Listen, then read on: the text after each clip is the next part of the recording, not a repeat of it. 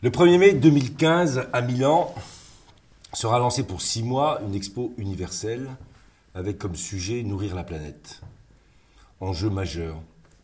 800 à 900 millions d'êtres humains aujourd'hui souffrent encore de la faim.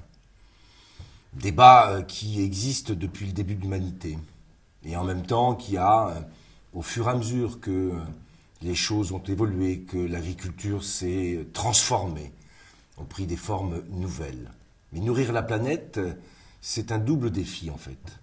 Celui de la production agricole et celui aussi de la capacité qu'on a à faire durer et pérenniser cette production, à prendre en compte donc les grands enjeux de l'environnement. Milan 2015, c'est pour la France un rendez-vous avec le monde bien sûr, et avec l'ensemble des pays qui seront présents.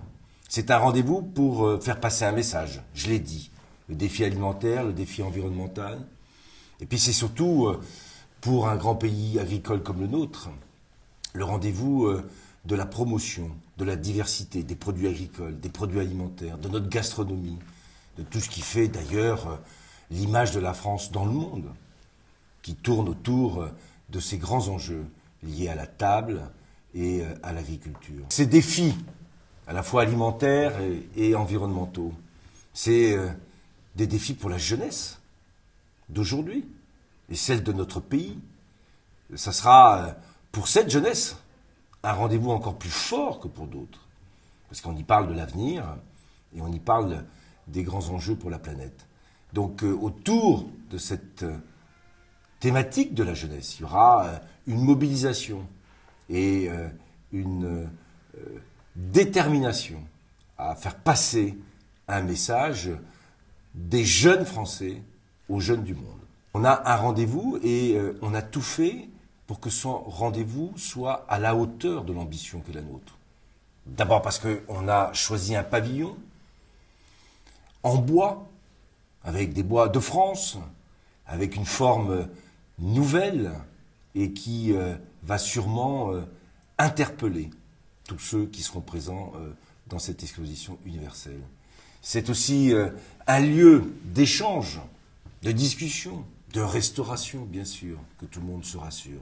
Ça sera aussi l'occasion pour la France de développer des événements, de créer avec ce pavillon et autour de ce pavillon, dans cet espace magnifique à Milan de l'exposition universelle, des échanges avec, je l'ai dit, tous les pays qui seront présents, donc avec le monde entier. C'est une vitrine, mais c'est surtout une volonté de porter haut notre pavillon, celui de notre agriculture dans sa diversité, celui de notre gastronomie, je l'ai dit, celui aussi de notre histoire, en particulier avec la table, cette histoire de la table au travers de Rabelais. Et il y aura le 20 juin une grande tablée à Milan organisée par la France. On a donc, avec cette exposition universelle, un rendez-vous avec nous-mêmes aussi. La capacité que nous aurons les uns et les autres à se mobiliser. Je salue l'équipe qui travaille depuis le départ à la mise en œuvre de ce beau projet. Je sais que, à l'échelle du gouvernement, aujourd'hui, tout le monde s'intéresse à cette exposition universelle, dans la perspective d'ailleurs de demander en 2025 une exposition universelle aussi à Paris. Donc c'est un rendez-vous d'aujourd'hui sur des grands sujets de demain, avec une ambition, celle de porter très haut l'image de la France.